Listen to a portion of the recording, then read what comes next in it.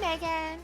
Hey, Sarah. What's new with you this week? Oh, I'm so happy to be here and doing this. I just love doing this with you. Me too. Not much is new. I did want to do a quick follow up on our episode with Carrie Gillespie, the esthetician from Renew Skin Studio. So I think I mentioned in that episode that I live far away from her, so I no longer am able to go to her studio. But that episode really inspired me to connect with her on upping my products. And we did a great text message exchange. And she sent me all new products from her Lyra line. And it was so amazing. She did little post-its on how to use what and when to use it. And basically I got a package in the mail that I bought from her of like 12 different new products for myself and for my husband. And so I just wanted to encourage anyone who listened to that episode to go onto her website, and she'll do the same thing for you. You can buy products. She'll do an over the phone or email consultation, even if you don't live in the greater Sacramento area. And she's so thoughtful to send little notes with the products. And I'm just so excited. I've been using them for only 3 days now. And sometimes it's good just to change up what you're using. I had been using Yeah. SkinCeuticals, which is also great, but just switching it up a little bit, I feel so much more glowy and fresh from switching to the Lyra products. So, Oh, that's yeah. exciting. I'll have to contact her too. I had meant to send her a picture of what I'm using and get advice. I'll Yes. do that. Yeah, Okay. she loves doing text message or email consultations, and then you Yeah. can order product directly from her or on her website. And we're going to link everything on our Instagram so our listeners can reach out to her. But she's just so talented at what she does. And I wanted to Yeah. encourage everyone to reach out to her if they're in need of a skincare step up. Okay. Yeah, that's great. Okay, thanks for Yeah. that reminder. How are you? What's going on with you? Oh, I'm good. I'm good. I have had the kids home now for 5 days from school and running out of things to do with them. So today I took them over to Target. Mm. And I haven't done this with all three of my kids in so long because it's just such a daunting task to take all Mhm. my kids with me shopping. But I did today for like the first time in a very long time, and they had such a fun time in the Oh. toy department. We walked in, and the new live action Little Mermaid movie has just come out. Oh, I saw Um, that. yes, and all the merchandise is at Target right now, and my kids were just dying. Oh. Like they literally like walked in and started screaming. And parents were looking at me and just like laughing and chuckling to themselves. It was so cute. And so they got some princess dolls, and they got some Little Mermaid merchandise. I have to say, a lot of it was already gone, like picked over. I can't believe how quick it went, but it is really cute stuff. There's like a mermaid dress that my daughter loved, and there was only one in her size, and it was on the Oh. mannequin. So I pulled it off the mannequin, and she like started almost crying. She's like, "What about the mannequin's arm?" And I was like, "I'll fix it, sweetheart." It was really funny.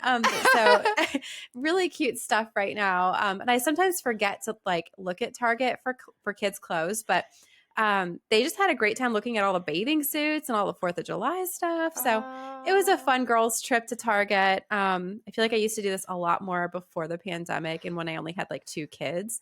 But just a reminder to like savor those little moments because it was really cute to see them just Yeah. going wild in the store. So That's so fun. I yeah. avoid Target at all costs. I like cannot stand that store, but I do think like this is a good reminder. My girls would probably have fun. I should probably Oh, do yeah. it once in a while. Like once in a while is a special treat. And if you're just Yeah. like, okay, you can choose one thing. We Yeah. went through the whole store changing the one thing to the next, to the next, to the next. And they would decide Oh, which one thing did they want. And they all got one thing. that is So it was, fun. yeah, it was cute. So it was a lot of fun to go check it out. But I'm getting excited about this movie now seeing all the merchandise that's come out and all the hype around it. So I need to go see it. Yeah, it looks Yeah, cute. it I don't does. think my girls are like quite ready for it, but yeah, maybe in a year or two. Yeah, It yeah. looks really cute. It does look cute.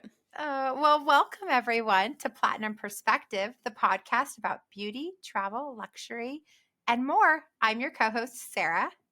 And I'm Megan. Sarah and I are best friends who put the work in to get the most out of life so you don't have to. Today, I am super excited because we are diving into a topic that when I first met Megan, I would never have expected that this topic would be something that she has worked on and done a ton of research in. And as I've been explaining her to my other girlfriends, it is the topic that they are most interested in about her.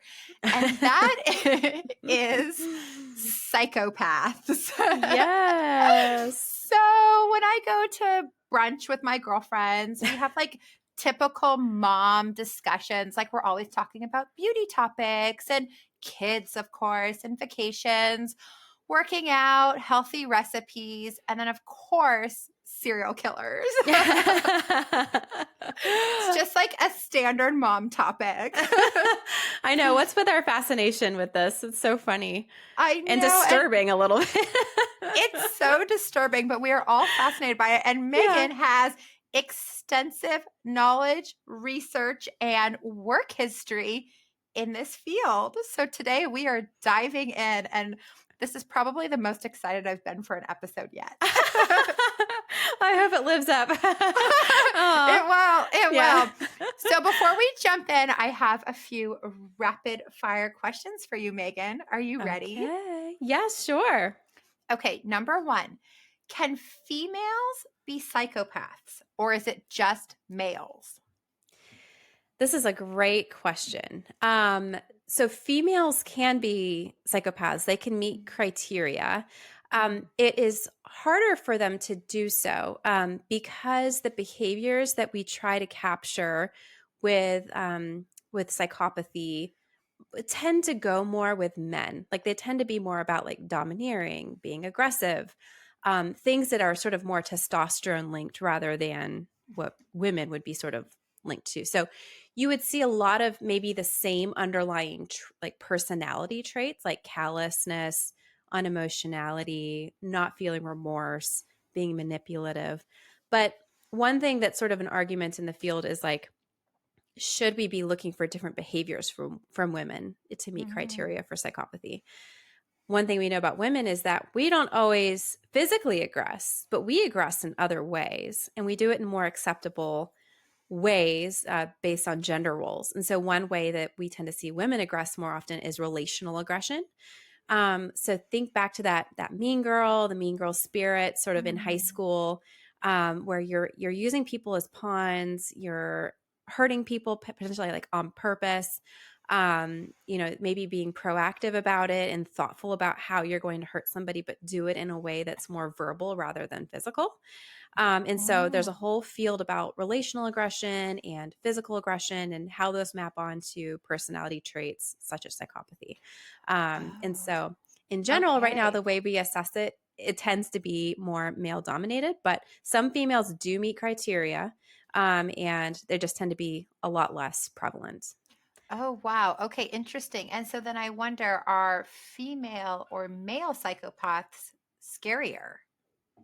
This is a great question. I tend to understand like men in incarcerated settings a lot easier than I do women. And I, for internship, had the opportunity to go interview at, I think, 12 different facilities around the United States. And one was a maximum security female facility that was down in Texas. And I'll tell you, that scared the crap out of me. Wow. Women that are incarcerated often are a lot more catty.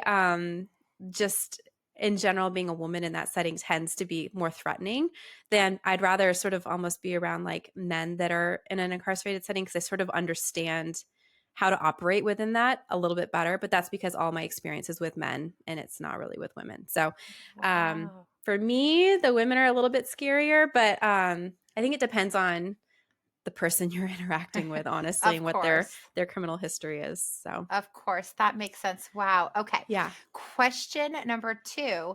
How can we avoid psychopaths? So in your day to day, I would say, you know, there's good ways to sort of avoid people in general. If you are walking around and somebody is giving you the heebie-jeebies, number one, avoid eye contact. Okay. Giving somebody eye contact sort of invites them into an interaction with you. So to the best that you can, maintain awareness of where that person is, but also, try to keep your eyes averted and away from them so that they don't make contact with you in that way. But again, always be aware of your surroundings, always be careful about that. Also know that people vary on personality traits like psychopathy, in a dimensional way in the environment that you're in. So everybody has personality. To what Mhm. degree we have that personality trait differs. And so there's going to be some people in your life potentially that are very charming and bold and natural born leaders, very socially potent and able to convince people of things. That's part of the psychopathy dimension, believe it or not. And Uh-oh. so I know. So if you see people or meet people like that, that's part of the psychopathy construct. Now, are those things also combined with the behavior, which would be we'd be looking for Mm. people who are maybe fraudulent with money or aggressive, having criminal history, things of that nature. So some of these things exist just by themselves, and some of them are coupled with the behaviors that make them a little bit more threatening or scary. Oh, Um, wow. So interesting because yeah. those qualities are very attractive. Yeah, let's get to the corporate psychopathy stuff in a little bit. We'll talk more about Okay. that. Yeah, Okay. of course. Interesting. Uh-huh. Okay. So, rapid fire question number 3 then. As moms, can kids have psychopathy? Yes. So, to be more specific about my actual domain, it's actually I was initially very drawn to understanding child psychopathy. Mm. It is a construct that exists in children. We can see it starting or originating as young as like age 3. You can start Oh, seeing some of these behaviors.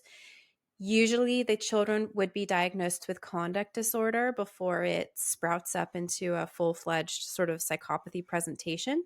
But the key here, the reason I'm so interested in kids is because early intervention matters so much for the path or the trajectory that that child will follow throughout their life. So early intervention can have such an impact on their future development of any of those traits.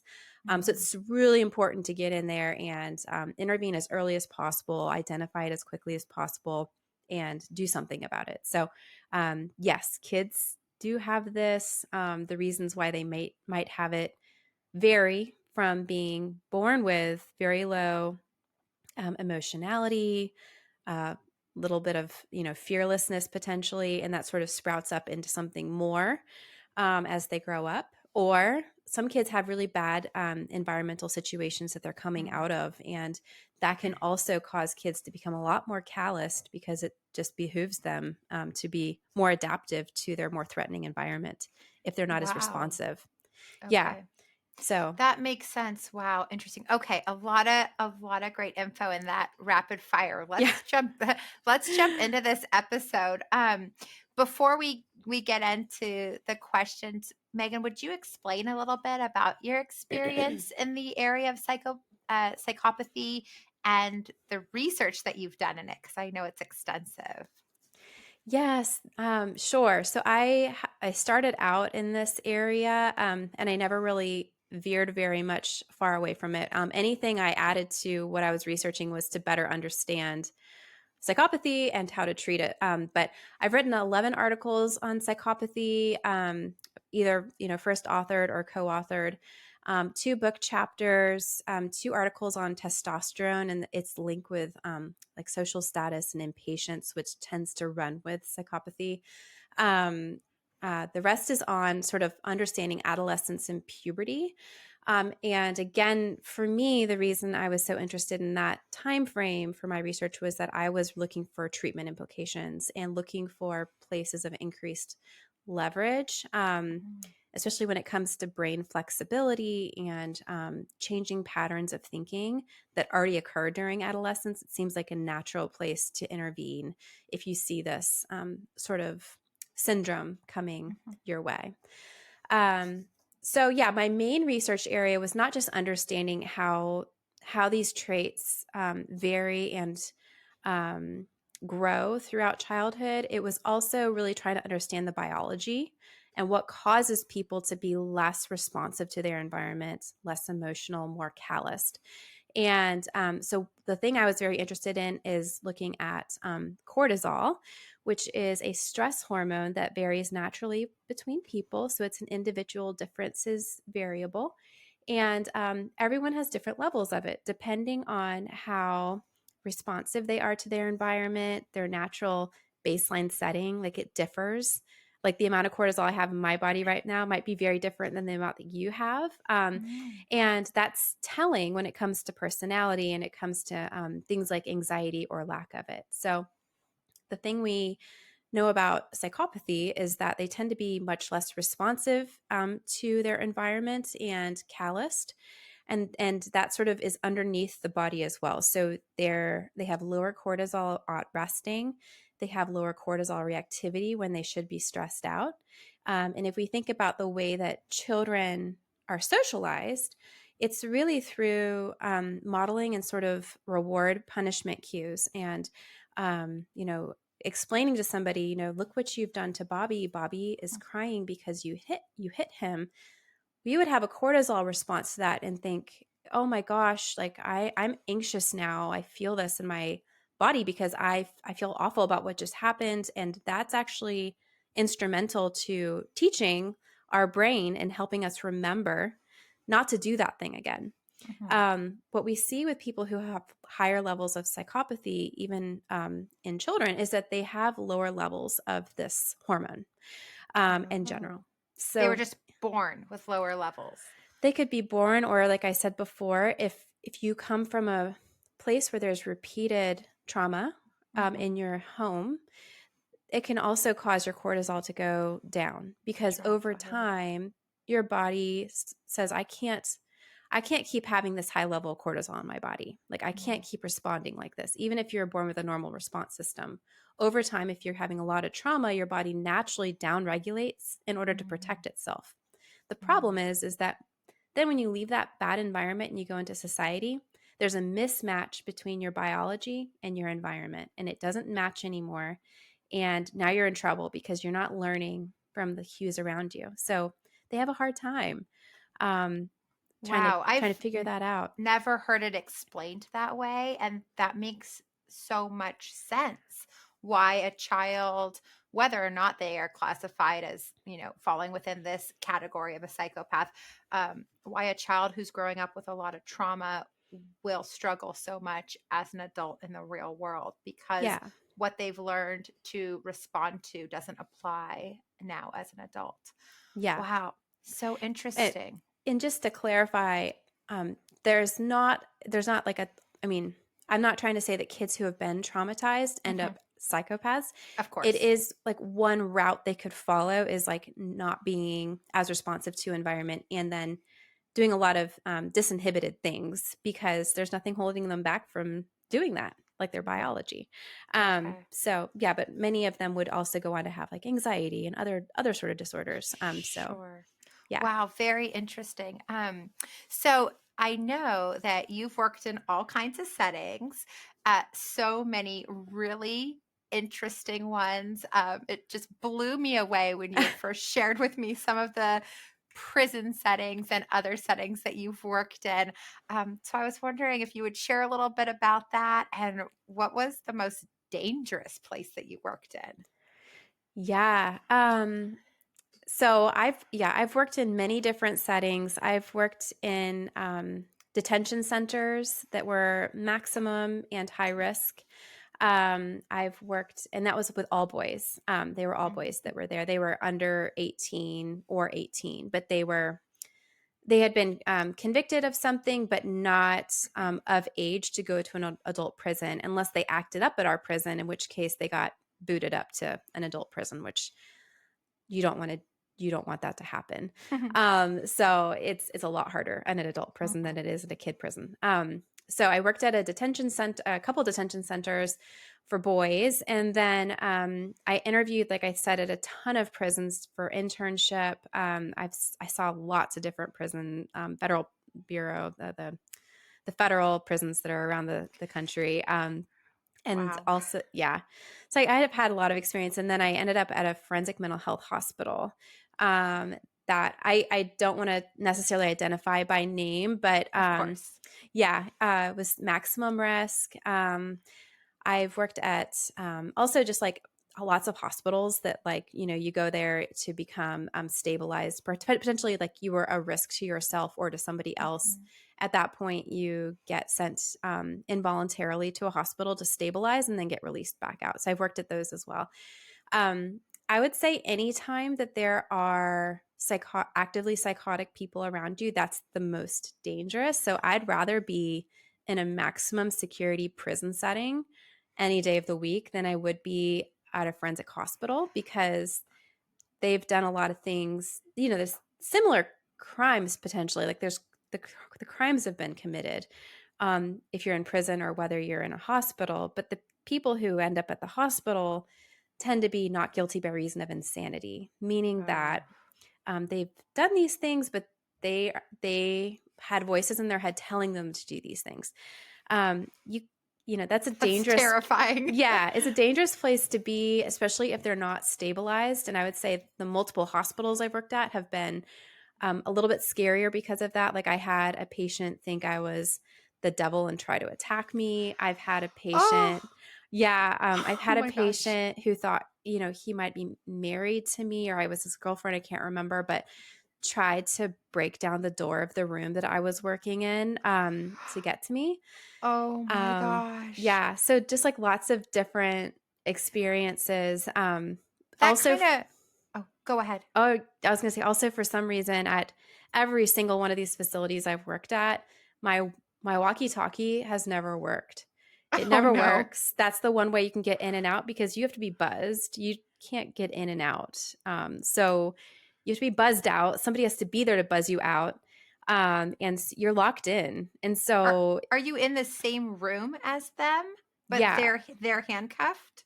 Oh, they're not handcuffed. No. What? Yeah, no, yeah. So if you're the psychologist, you're like working with people face to face, and a lot of times it's a group setting, so it's group therapy. Oh, So it's like okay. 10 people in the room with you 10 that crazy men in the room. potentially that are maybe having varying levels of psychotic symptoms and experiencing things that are not in the room. Wow. When you can't really predict people's behavior, I think that's when it's the most scary. Um, with the federal prisons and things like that, you can predict what's going to happen. Like you're sort of dealing with people who are all there. Maybe they've committed a lot of crimes, but they've done it in a way that's like like they're in a rational mind. In their mind, it made sense to kill this person. Not to say that like, vindicates them Right. or anything like that, but at least they're not experiencing sort of these like psychotic symptoms actively while they're with you. So yeah, I've been attacked a Wow. few times, and I've got to say, like my heart goes out and my gratitude goes out to everybody working in a forensic mental health facility, because if it wasn't for those nurses jumping in to help me like get out of the situation, they are the last line of defense. So it's scary. This is crazy. I wonder, I know I've asked you this before, and I know that my girlfriends are wondering the same thing. How does you being a young woman and what you look like play into this? Probably, what are you, 5'5", and you're fairly small and you're a young woman. How does that play into working in these situations? I just showed up and worked, but yeah, I think that's why it was easier for me at a men's facility, be it juvenile or adult. Honestly, any woman would be everyone's favorite. Like just being a woman and interacting in that setting. You tend to have friendships there, and you tend to have like Mm-hmm. inmates that you've connected with, and that you're there to help them they in turn also help you. Like having that relationship there sort of, I don't know, it's like a little bit protective, if that makes any sort of sense. And so it was easier in the prison settings than it was like in the forensic hospitals when people or Yeah. see me and think I'm married to them or like think different, all kinds of different things. So, and it's not things I know and I can't really access unless they tell me. Oh, So sure. I remember one time I had a patient who identified me outside of the hospital. And that was scary because he knew I worked there. He knew who I was. In He, real life, like when you were just yeah, out and about? yeah. I was How just was shopping. how was he outside of the facility? He had been released. Yeah, he had been released. So the goal is to get people released. Like that's the goal. So you get people stabilized and then them get them back out.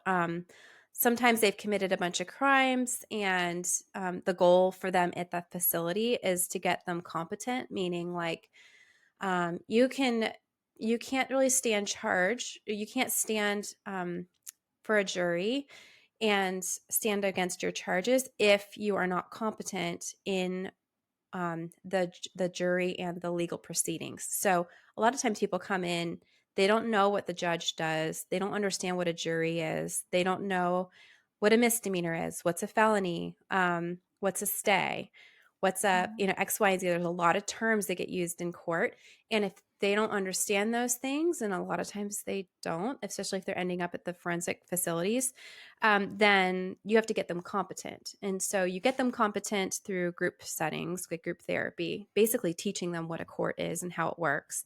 And then once they become competent, they can go stand for their charges. Then they got their sentencing, and then they get released potentially. So that happens a lot. Wow. And Wow. so this was one of So those what people. happened?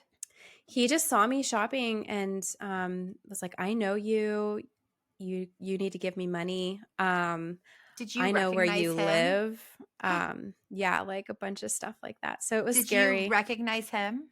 I did. I knew exactly who he was when I saw him. I knew his rap sheet.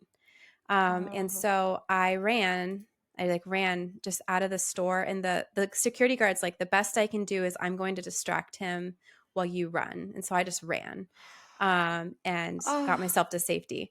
But it was scary. And then really the cops couldn't do anything either. They said because he was like living on the streets that I had come upon his house, his place of residence. And so it was actually me that had provoked the situation. Um, What?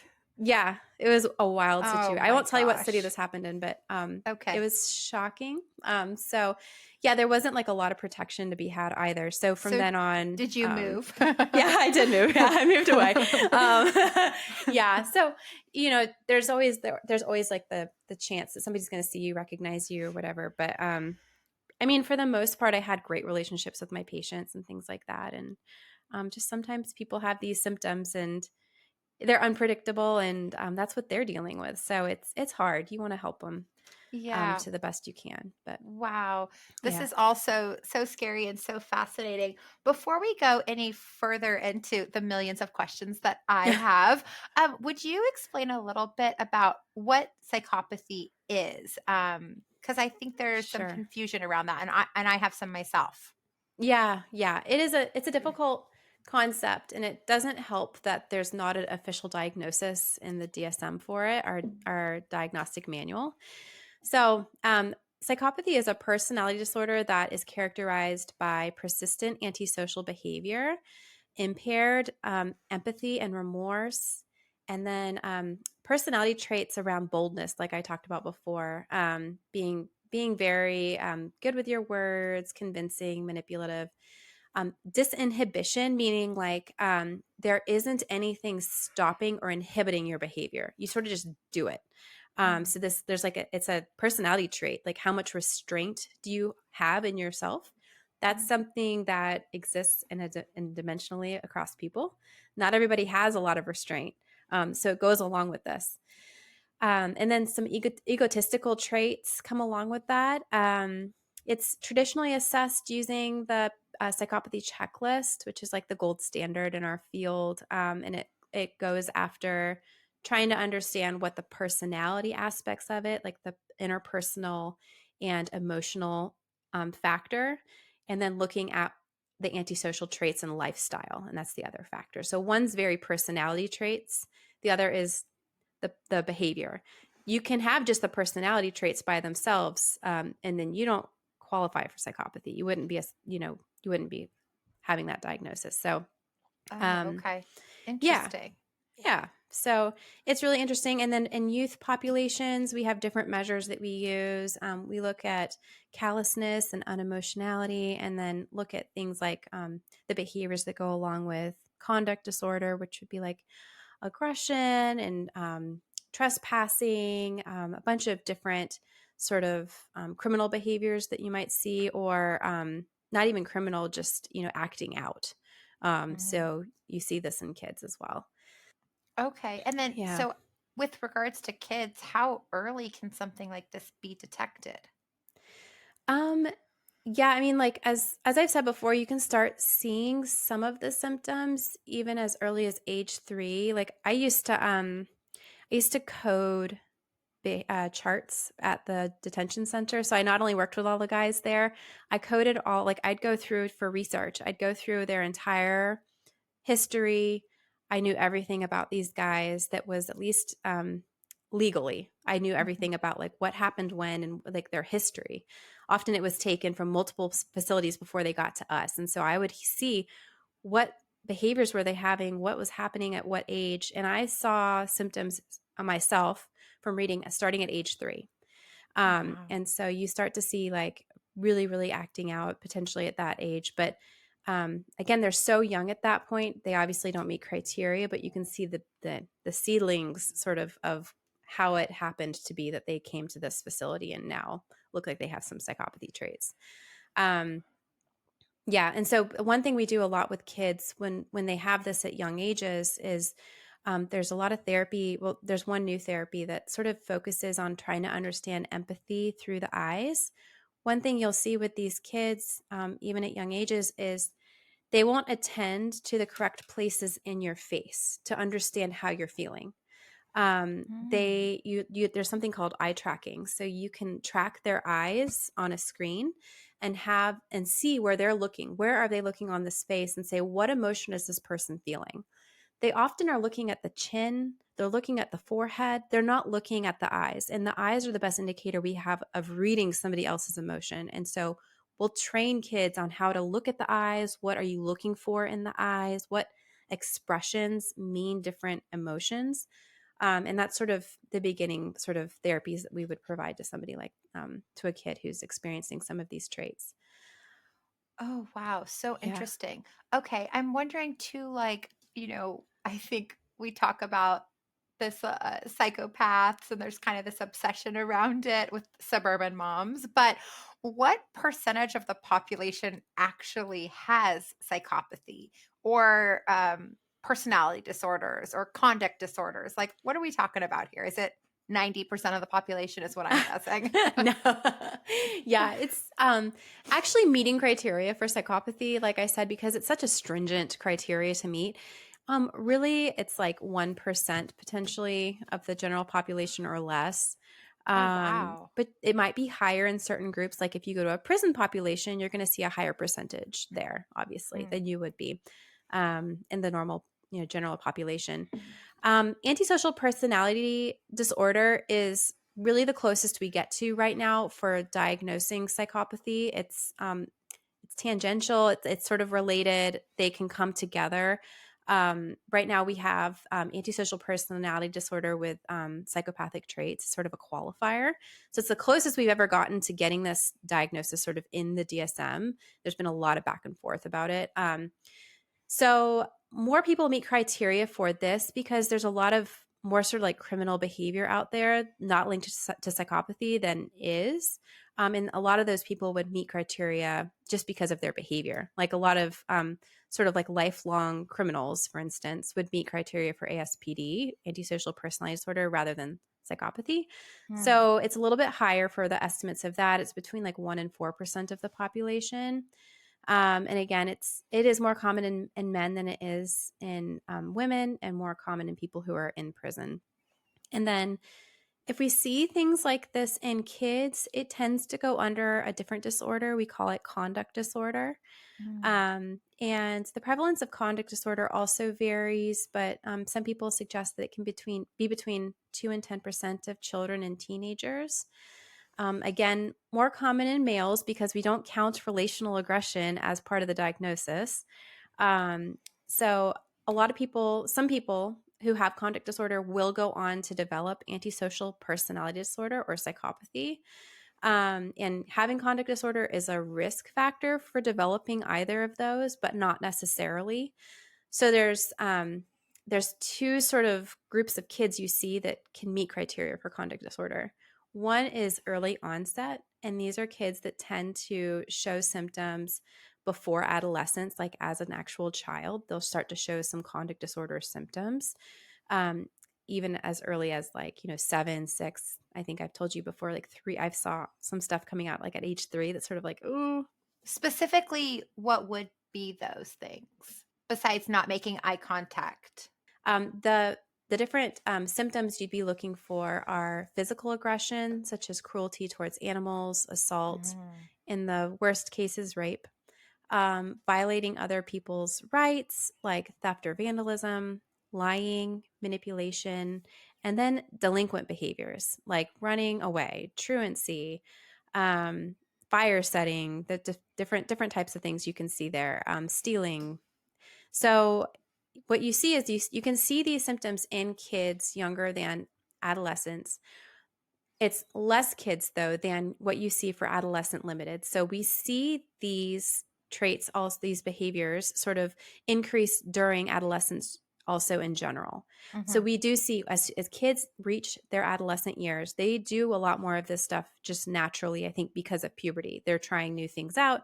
They're trespassing, they're lying, they're cheating, Mhm. they're stealing potentially. Not all kids, but some Yeah. said subset of them are.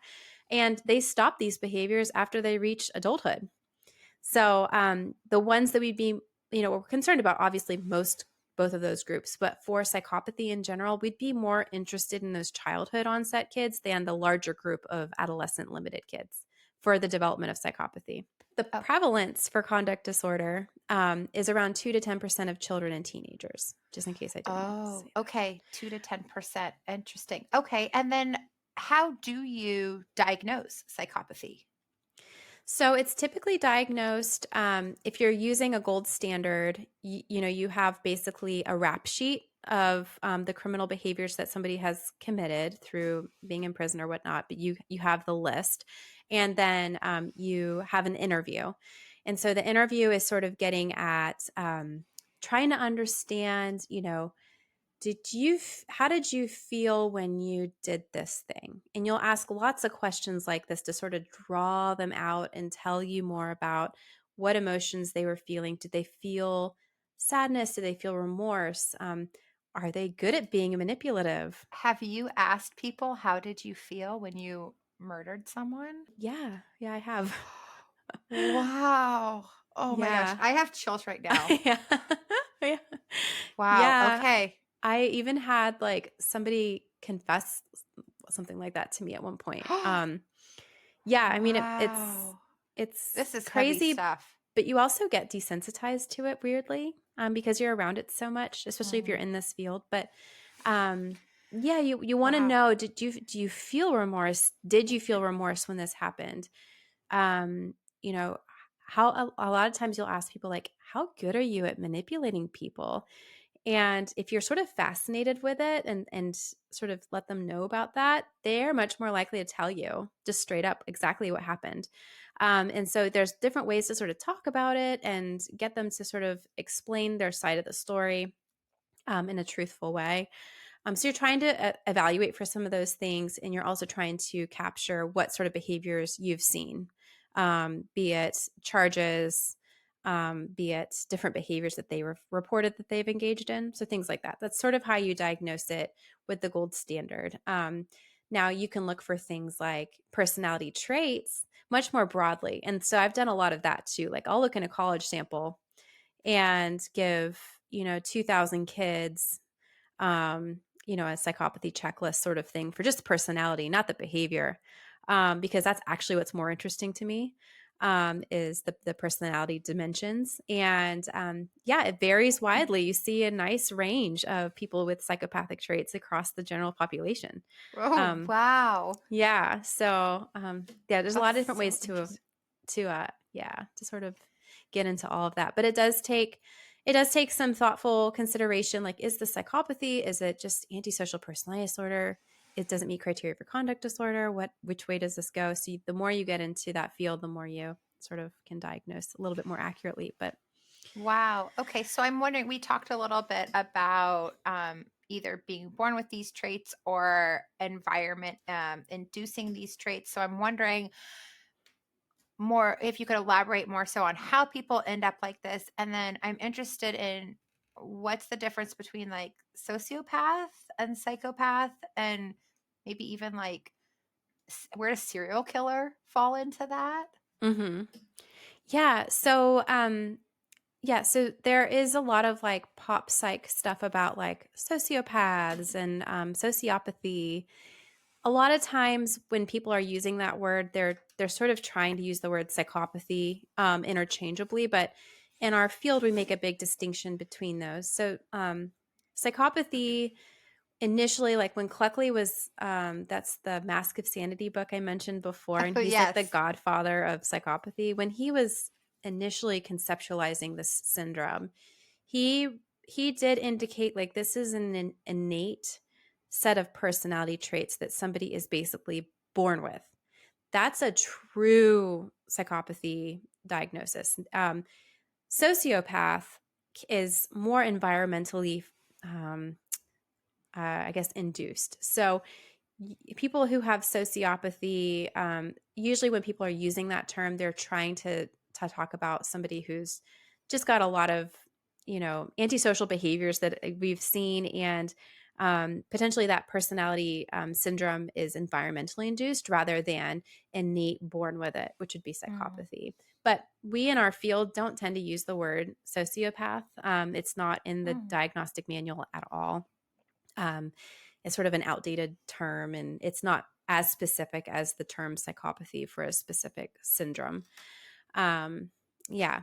And then how about serial killers? Are all serial killers, or I guess murderers in general, psychopaths? No, they're not. There's a bunch of reasons why people commit murders. And it does get at some of that behavioral stuff that you would say would go along with psychopathy. Some of that antisocial behavior, aggression, manipulation, things like that go along with it. But they may not have the factor one personality traits. They may not be callous. They may be hearing something in their mind telling them they must do this. Maybe they're vindictive. Like sometimes people become very fixated on somebody else, and that fixation doesn't really die until the person does. And then at Oh that point, gosh. yeah, at that point, the danger is sort of, you're doing like a risk assessment, which we do a lot of risk assessments for these people. We'll say like, how likely is this person, based on history and based on all these, these different factors, to commit another crime?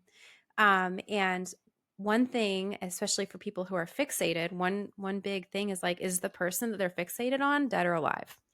If they're still alive, then they're still at risk. If they're sort of like not, then If then they've you're, already killed them.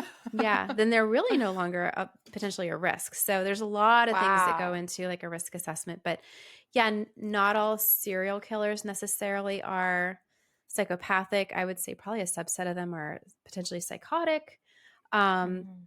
or have, sometimes, you read about the histories of some people, and then, you know, you sort of understand at least where the motive came from. But the people just sometimes have motives for why they've done what they've done. And that's not Mm. necessarily psychopathy. It's just a motive and antisocial behavior. So yeah. Okay. Interesting and Hmm. terrifying. Yeah. How do you treat psychopathy?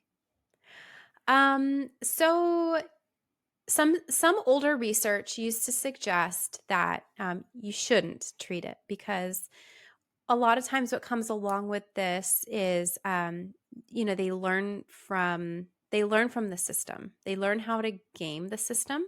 A lot of times, sometimes they're smart. These are sometimes smart people, and they learn, how to tell you what you want to hear. And if you train them on how to do that, like for instance, like being in a prison setting, like there's a lot of things that they are trained to do and trained to say, that can help get them on parole or help get them out of there sooner. And so they're more likely to do some of those things and sort of game the system in order to get out. And so there was some research early on that suggested that it's actually worse to treat them because they're more likely to game you, and you're going to be less likely to be able to like predict, are they going to offend again or not? So yeah, the older research suggested that. I definitely got very interested in treatment as well. When we started talking about like the training of the eyes and training empathy, things like that. One place we see a lot of traction just across development is during puberty, when those new hormones are being introduced to the brain and the brain becomes reorganized and new activational patterns emerge because of these new hormones. And I became very, very interested in understanding, is this the time where you intervene for psychopathy? Like so far at this point, I felt like when I was doing this research, it felt so hopeless. Like it just felt like you have a diagnosis here, but what do you do about it? Right? Like how do we treat that? How do we help these kids? And so I did a study looking at, does cortisol change with treatment in these youth? And it was a very severe sample of incarcerated boys again, that were like at the last stop before a men's prison, and looked at whether their cortisol patterns across the day shifted with treatment, and found that they did in these adolescent boys. And That's so, encouraging. yeah, it's encouraging. It made me start to think, okay, I think this is the future, trying to identify when to intervene, not just how to intervene, is a more specific way to target some of these behaviors. And I can tell you, like, just working in the boys' prison, they had done some horrible things, but your heart went out to them so much, especially after you found out what their history was. Like, there's so much of this that they learned through their environment, or that they were doing because they had it modeled for them. They had been offended, so now they go and offend. And they're just kids, and they're like one step away from adult prison. So as scary as it was, it was also eye-opening, and your heart goes out to them. You want to help. So, yeah. So that was exciting, at least. Yeah. To That's see good to something. know about the treatment and when to intervene. I'm also, another area that you've worked on that I'm super interested in is corporate psychopathy, because I come from a corporate background. Granted, it's the beauty industry, but I've worked with quite a few beauty brands at the corporate level, and you see so many different personalities and different personalities that are attracted to working in corporate environment. Living in the Bay Area, obviously we have a lot of that out here. So could you share a little bit about corporate psychopathy, CEO psychopathy? Yeah, absolutely. This was something that was so interesting to me when I started to go work with Rosie. So we had Rosie on as a guest a couple episodes ago, and this is something she does a lot. She coaches people in the executive suite. One thing we get to do with these people, men and women, is have them take personality inventories for us and break those down and let people know, hey, this is a red flag for you. Like, this is a personality trait where we're concerned about this. You can also look at these personality traits for like hiring. And one thing you see for CEOs, for instance, is that boldness. Remember that factor I was telling you about, like being just like a fearless leader. And you're not as concerned potentially at like, am I hurting people? Maybe you're not asking that question all the time. But maybe, how can I convince people to get what I want? Maybe I don't stay away from danger. Maybe I approach it instead. I can get over things that would traumatize other people. Things like that. That tends to be linked with being a successful CEO. Right. So yeah, you do tend to see a little bit more psychopathy, especially that boldness aspect of it in the CEO world and in the C-suite. And I've seen some articles indicate that between like there's like potentially like 4 to 21 times more psychopathy in the corporate world Oh, than like in the wow. general population, which is super I mean, interesting. I believe it. Yeah, yeah. And there's like some famous, criminals that like were very, very fraudulent, like financial fraud, for instance. Mhm. And then you look at the traits and you're like, oh, this guy has psychopathy for sure. Like he's done all this fraud. He's a good liar. Everyone believes him. He is so potent with his words. Everyone just follows him. He's charming. And so I love understanding that part of it because some of that is adaptive. Like there's a part of psychopathy that is adaptive to have, and then there's the other parts that are so maladaptive. And Right. some people walk that line very carefully in the corporate world. And some of those people are like my favorite people to work with because they're just fascinating to understand. And I'm like just intrinsically interested in understanding like what makes them tick and how they operate and things like that. So yeah, it's a really interesting topic and an interesting domain to study. Wow, I think that would just be fascinating because so many of those qualities that come with, like, they call it like CEO energy are very attractive qualities.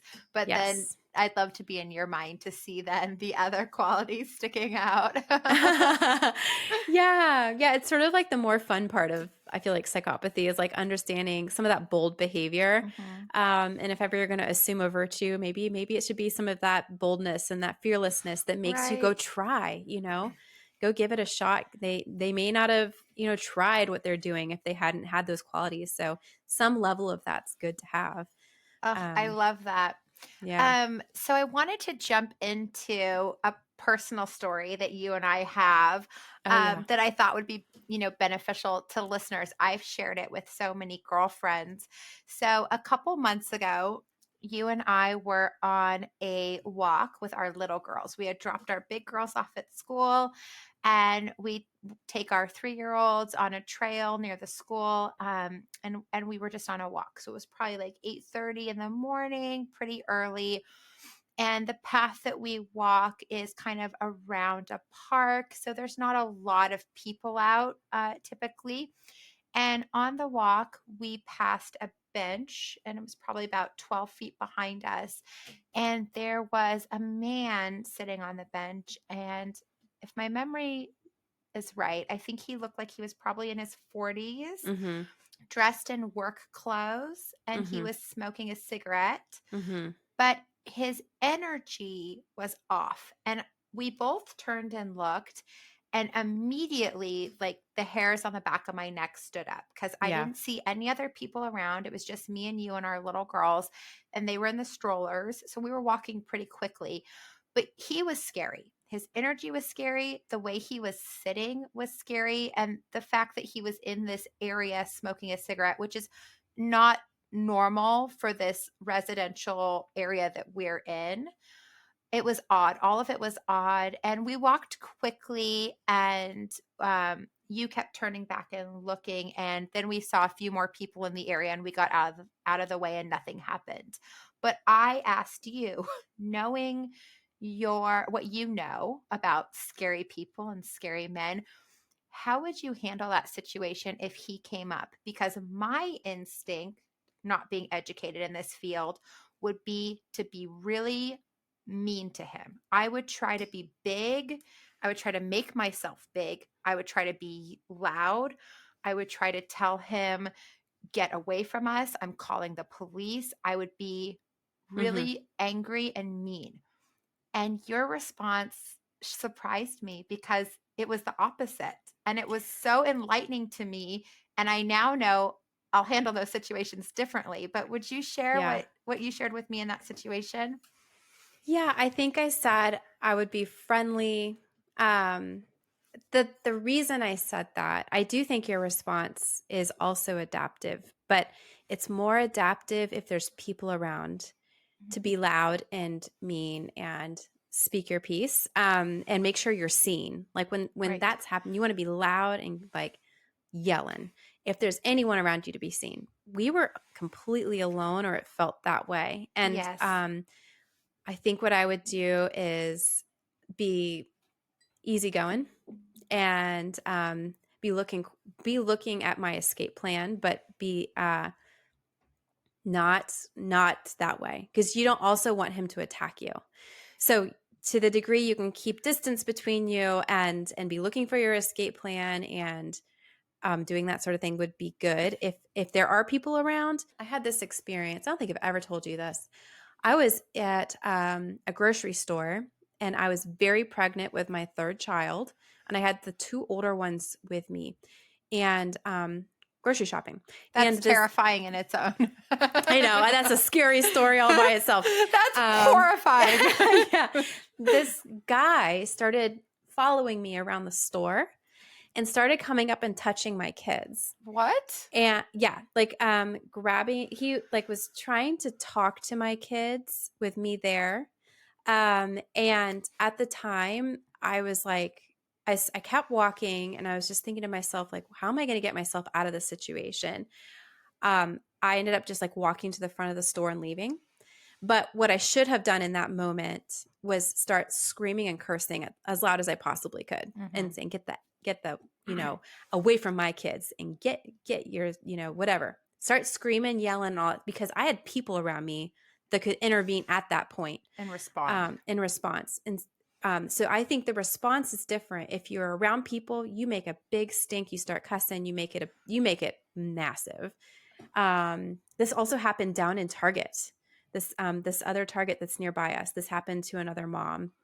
I read her account, and it was the same thing. This guy following her around, asking to babysit her kids and stuff like that. Oh. And he had done it a few times. And she did that. She made a big, huge stink. They chased him out of the store. So things like that. That's what you should do with people around you. But if you're all alone, I would try to keep an easy disposition. Be, hey, what's Friendly. up?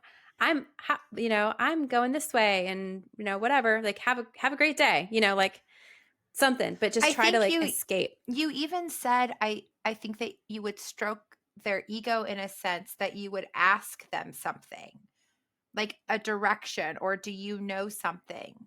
Yeah, potentially, just to make themselves feel a little bit good about themselves, or if I'm feeling threatened.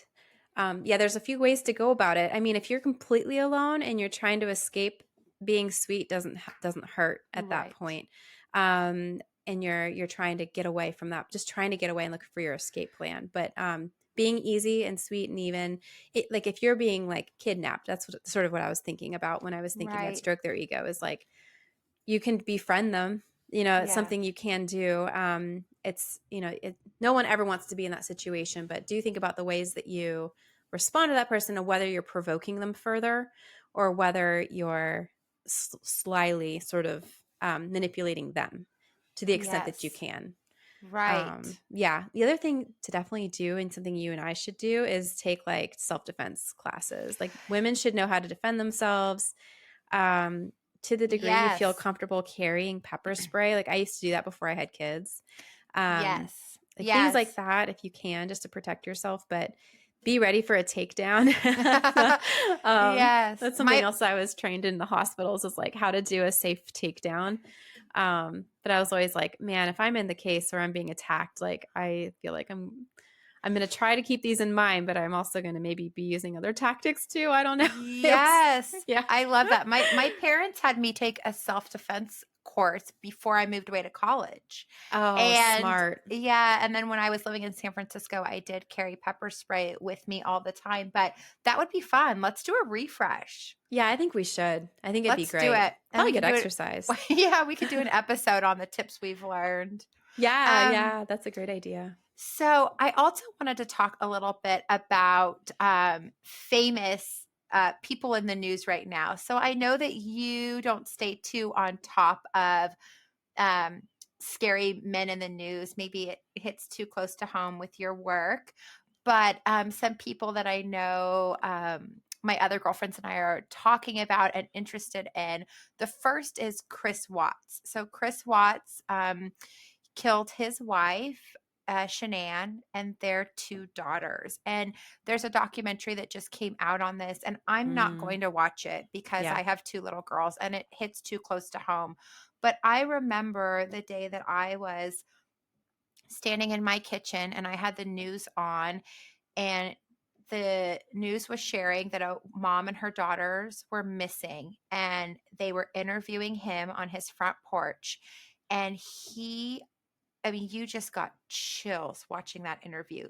I knew, and I don't have the education, that of course he did it. He was dead in the eyes. He was terrifying. And if you put that aside, it's very confusing to see this young father communicate that way to the whole world. And then the story that came out, ultimately he did kill his wife and he killed his two little girls. hmm It's just so sad.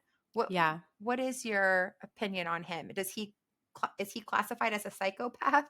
Mhm. Without having everything, I don't know, but I did read through his account. I didn't see the video. Was he blinking?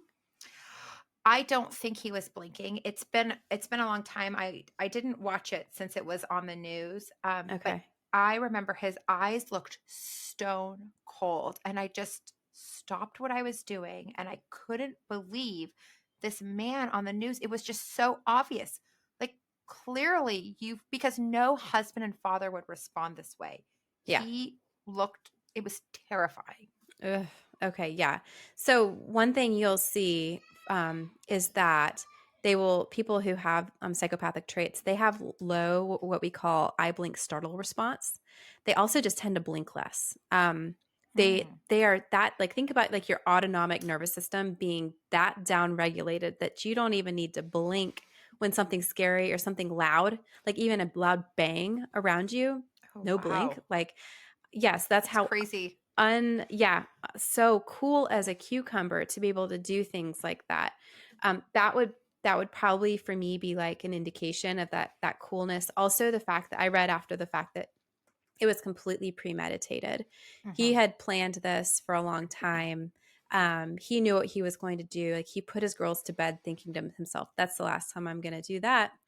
And like knew that he was going to do it the next day. So um, that's again we call that proactive aggression.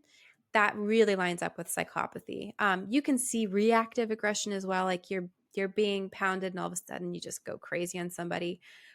You see that as well, but you see that proactive, premeditated state with psychopathy that Mm. tends to go along with that. Like, I was planning to do this. It was something Okay.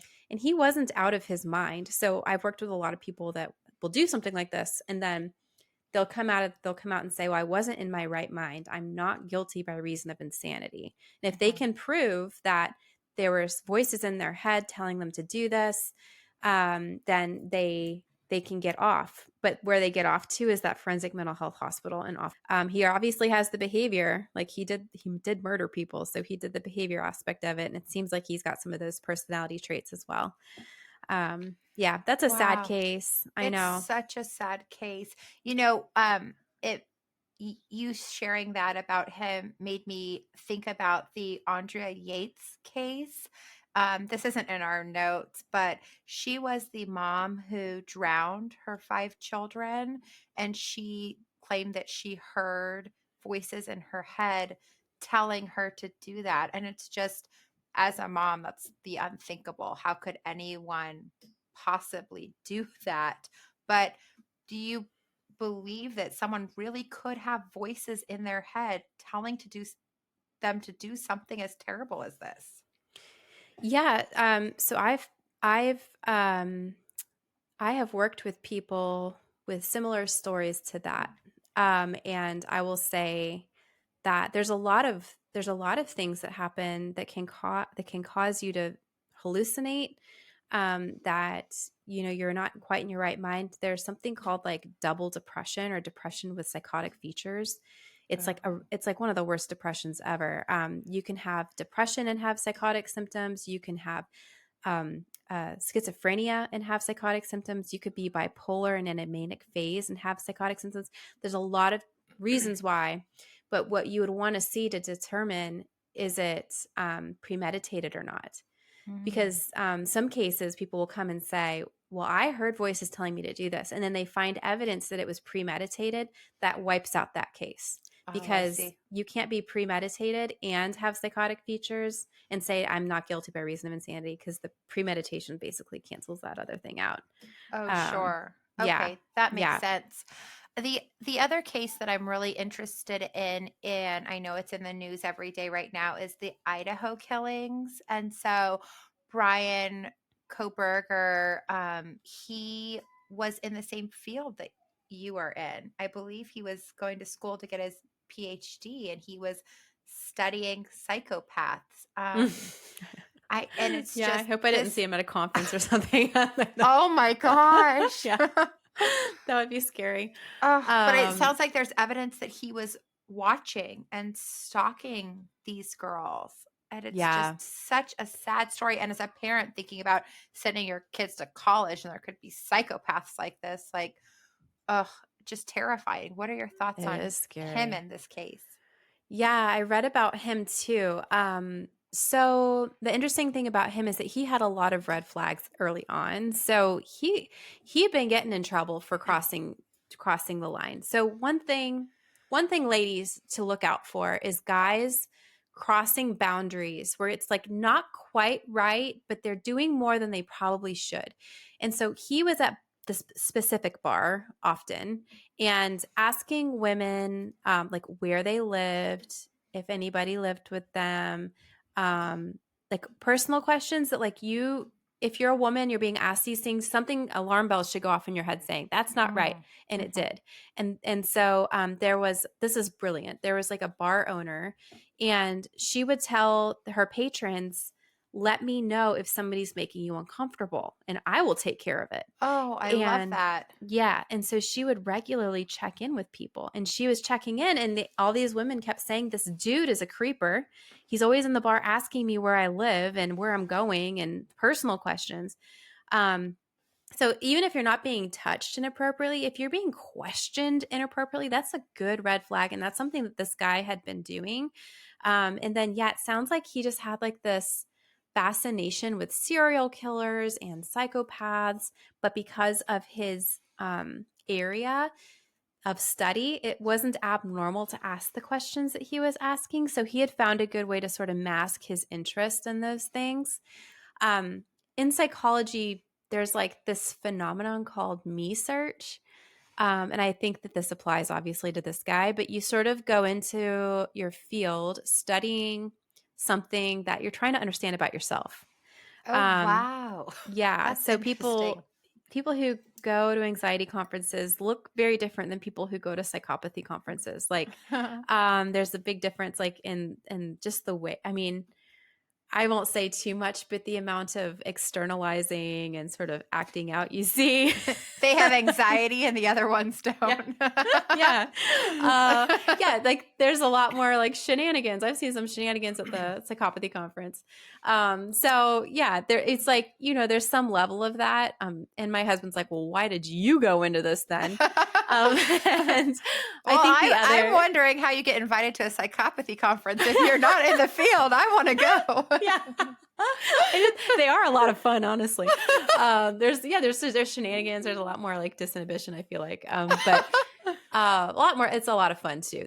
They're a bunch of good people. But yeah, I would say. Where was I going with that? Oh, you were talking about Brian Oh, me Koberger. search. Me Yeah. search. He's Yeah, drawn so to he researching had himself. some me. I got lost in my memories of these psychopathy conferences. Yeah, so he had some me search going on. Obviously, he was trying to understand, what's maybe trying to just research what he's interested in, and he was really interested in serial killers. It turns out, like he had been researching this for a long time. So he had an odd fascination with that. Whereas like people like me, like I like to study it, but I don't want to confront it. I really don't want to see it face to face any longer. Like I've done my duty there. I'm not going to do Mhm. that probably anymore.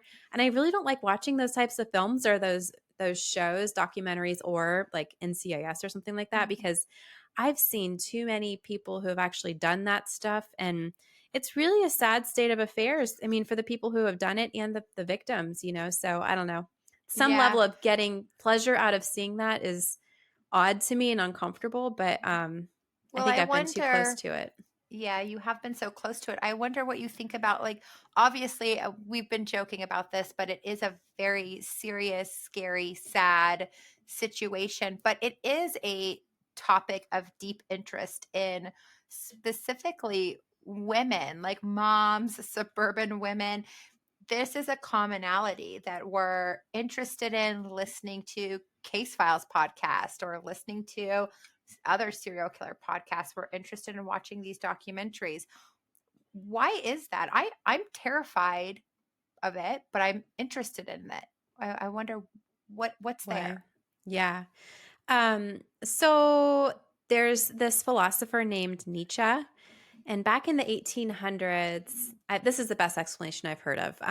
He came up with, he has a book called The Birth of Tragedy, and he sort of explains, because like the ancient Greeks, for instance, they used to have, like, most of their plays were tragedies. They were terrible tragedies where the person had no foresight into what was about to happen, and then it just happens to them, like horrible things just happening to innocent people. Why are we interested in that sort of thing? Why would we subject ourselves to that sort of thing? And his theory was that it sort of prepares us for the eventuality that something like this may happen, and it's cathartic in some way for us to see it happening, and process it in a way. It's sort of like playing violent video games, maybe.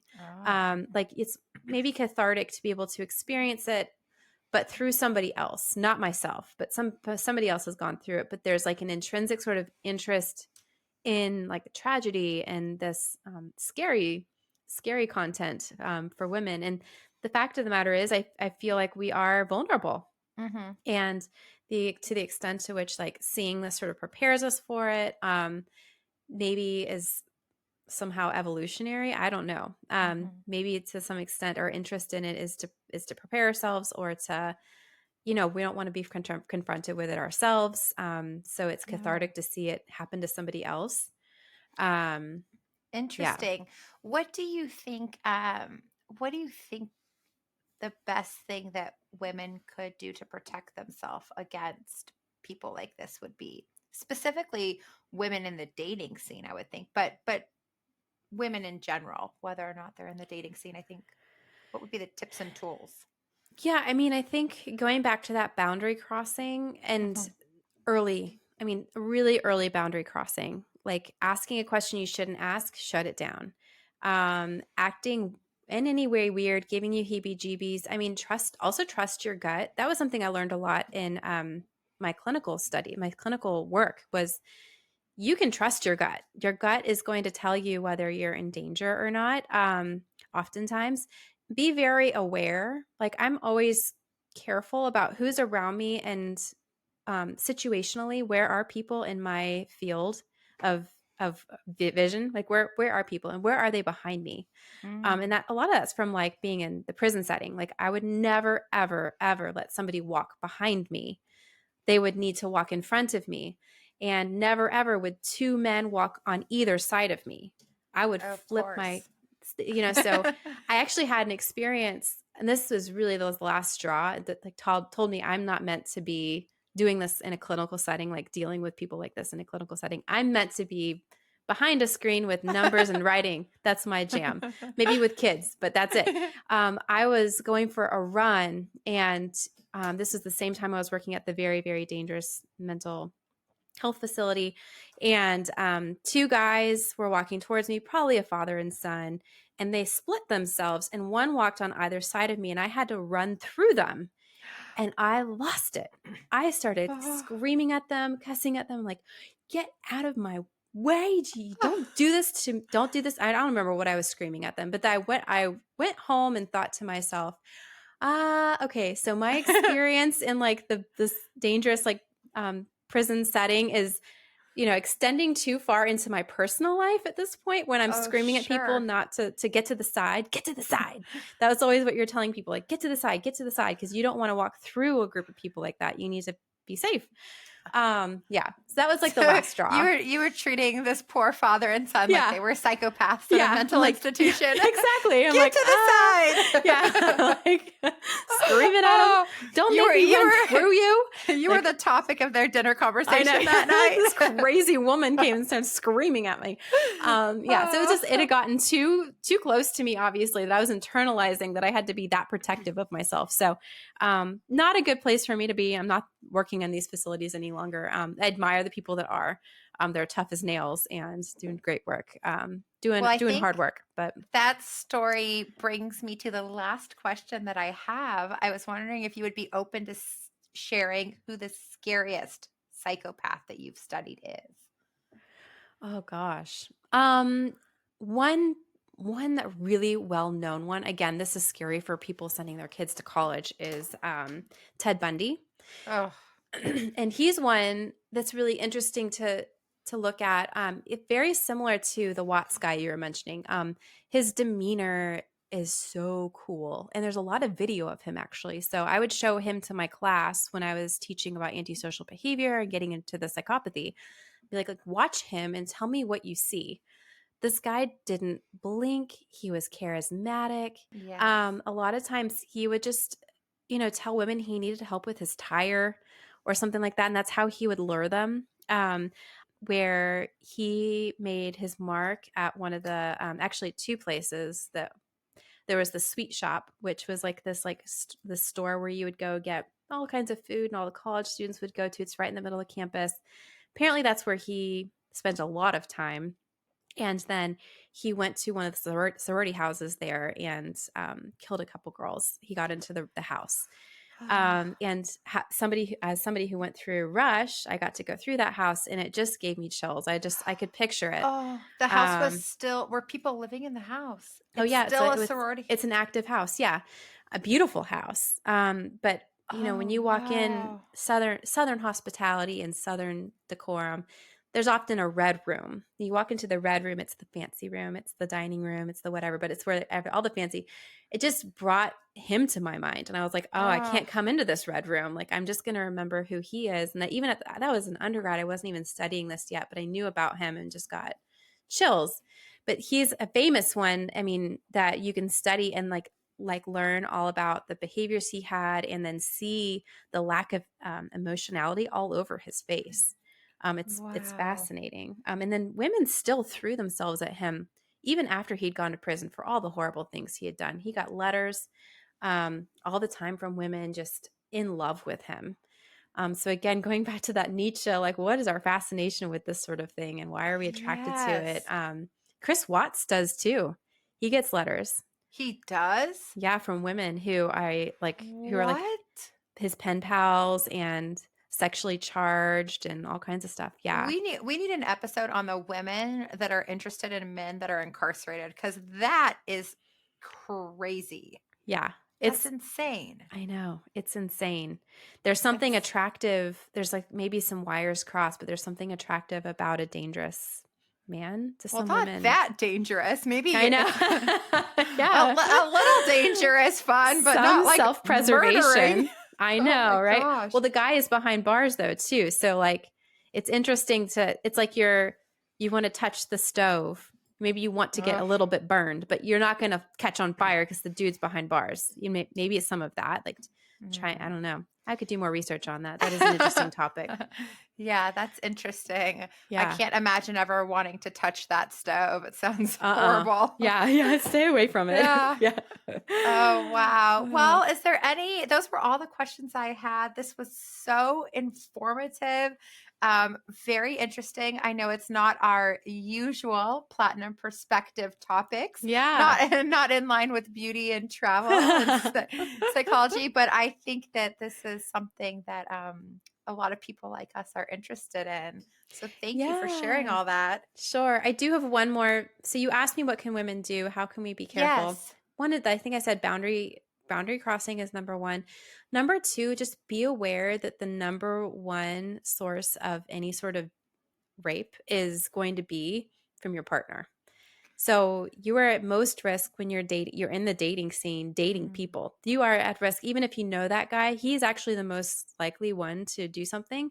So really understand somebody's character before you find yourself alone with that person. That's That's my great last piece of advice. advice. That's great advice, to just be really aware of who you're dating.